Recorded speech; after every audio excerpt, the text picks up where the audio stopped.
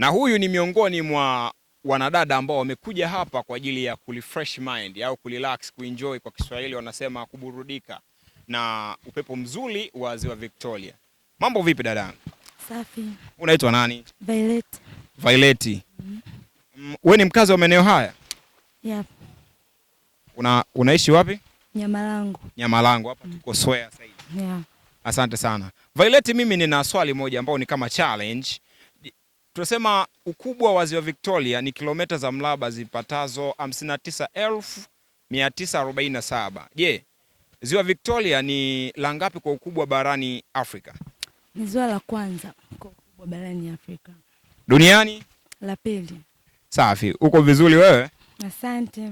Okay, ni kitu gani kinakufurahisha sana ukiwepo chuoni? Kushare idea na wenzangu. Kumbe kweli unasoma chuo? Yes. Unasoma chuo gani? St. Augustine.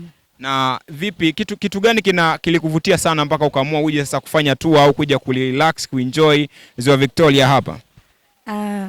Kwa kweli napenda kuona hii view ya hapa Ziwa Victoria, kwa nimefurahi tu, upepo wake ni mzuri.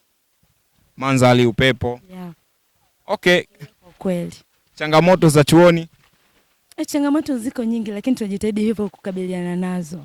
Ni kitu gani wazazi walikusisitiza sana kipindi unakuja chuoni kwamba hichi usikifanye? Niishi mimi kama mimi, nisikopi maisha ya watu. Na mpaka saizi umefanikiwa kutokukopi kabisa? Yeah, nimefanikiwa kwa kiasi. Hongera sana. Huyu alikuwa ni Violet, miongoni mwa wanadada ambao wamekuja maeneo haya ya Swea, Ziwa Victoria kuenjoy, lakini pia na kurelax upepo mzuri wa Ziwa Victoria. Langu jina Kipara Samueli, KLK Media.